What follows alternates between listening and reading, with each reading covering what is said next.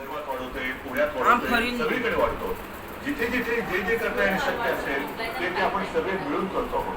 मग तिकडे ऑक्सिजनचे बेड्स वाढवायची आवश्यकता असेल तर ते वाढवतो आहोत, व्हेंटिलेटर्स वाढवण्याची आवश्यकता असेल तर ते वाढवतो आहोत, आयसोलेशन बेड्स वाढवण्याची आवश्यकता असेल ते वाढवतो आहोत, क्वारंटाईन वाढवण्याची आवश्यकता असेल ते वाढवतो आहोत.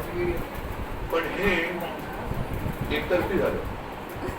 एकतर्फी म्हणजे असं की त्याला अजून दोन गोष्टी आहेत. ही आरोग्य सुविधा वाढवल्यानंतर प्रत्यक्ष उपचार करण्यासाठी आपल्याला डॉक्टर्स लागणार. डॉक्टर्ससाठी सुद्धा आपले प्रयत्न चालू आहेत. आता नवीन जे विद्यार्थी आपले उत्तीर्ण झालेले आहेत त्यांना आपण आवाहन करतो आहोत की तुम्ही पण या. त्यांची सुद्धा आपण आरोग्याची काळजी घेणार आहोत, त्यांना सुद्धा आपल्यासाठी आपल्या सोबत घेणार आहोत.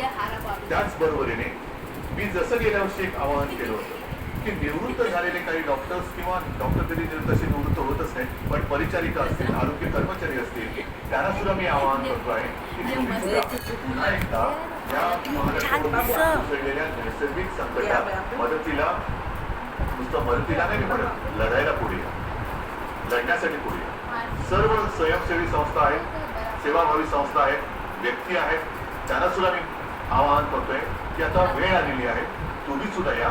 जे जे आपण करता येणं शक्य असेल आणि जे जे तुम्ही करू शकाल ते करण्यासाठी आणि हे युद्ध जिंकण्यासाठी तुम्ही सरकारच्या सोबत आहे. बांधवांनो आणि भगिनीनो, ही उडीधुडी काढण्याची वेळ आहे. मी गेल्या वेळेला सांगितलं होतं, सर्व राजकीय पक्षांना पुन्हा एकदा आवाहन करतो आहे की उडीधुडी काढत बसू नका. आता जर का उडीधुडी काढत बसलो तर महाराष्ट्र आपल्याला माफ नाही करणार.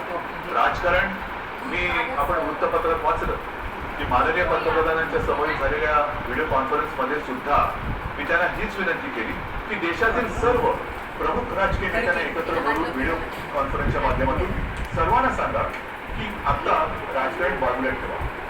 हे फार मोठं संकट आहे. आपण एकत्र येऊन जर का लढलो नाही, जर आपण याला साथ म्हणत असू तर आपण सुद्धा एक साथ आलो पाहिजे, एक साथ लढलं पाहिजे, तरच त्या साथीवरती आपण विजय मिळवू शकतो. आणि म्हणून ही सगळी परिस्थिती आपल्याला सांगितल्यानंतर नाईलाजाने मला काही गोष्टी या थोड्याशा बंधनात्मक आपल्याला कराव्या लागणार आहेत. आणि मला खात्री की हे जे निर्बंध आपण लावतो आहोत हे केवळ आणि केवळ आपल्यासाठी. मला आनंद होतोय असं कृपा करून समजू नका. मी गेले महिनाभर साधारणतः याची कल्पना देत आलेलो आहे. आणि तसं नाही झालं तर काय होईल. आपण तसं म्हटलं तर बराचसा वेळ चर्चेमध्ये आणि विचार विनिमयात घालवलेला आहे.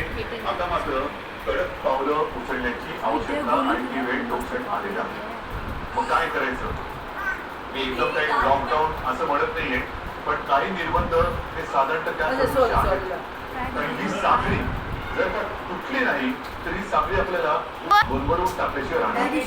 आपल्याला महत्वाची आहे त्याबद्दल मी बोलणार आहे, पण रोजीरोटीच्या बरोबरीने आधी जीव वाचवायला पाहिजे. जीव वाचलं तर सगळं काही आहे. आणि जीव वाचवणं हाच आता आपल्या समोरचा महत्वाचा मुद्दा आहे. आणि तो वाचवण्यासाठी मी पुन्हा एकदा सगळ्यांना हात जोडून विनंती करतो आहे की आजपर्यंत जे काही निर्बंध आपण टाकलेले होते त्या निर्बंधात आता आपण अधिक वाढ करतो आहोत. आणि हे निर्बंध उद्या 8 वाजल्यापासून संध्याकाळी 8 वाजल्यापासून आपल्या राज्यात लागू होतील. हे फक्त अपवाद थोडा आपल्याला करावा लागणार आहे, कारण तिथे 2-4 दिवसामध्ये मतदान आहे. ते म्हणजे पंढरपूर मंगळवेढा मतदारसंघ, विधानसभा मतदारसंघ. आपल्याला कल्पना आहे की तिथले आपले लोकप्रतिनिधी भारत भालके यांचं कोरोनामुळेच निधन झालं होतं.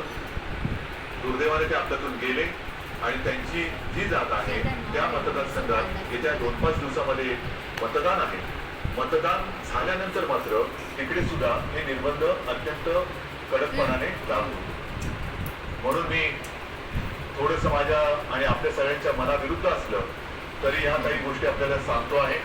मला खात्री आहे की आजपर्यंत जसं सहकार्य आपण मला केलं, ज्या ज्या गोष्टी मी आपल्याला सांगितल्या त्या गोष्टी आपण पाळल्या, तसंच सहकार्य येत्या काही दिवसासाठी आपण मला करा आणि तसं करावं अशी मी पहिल्यापासून आपल्याला विनंती करतोय.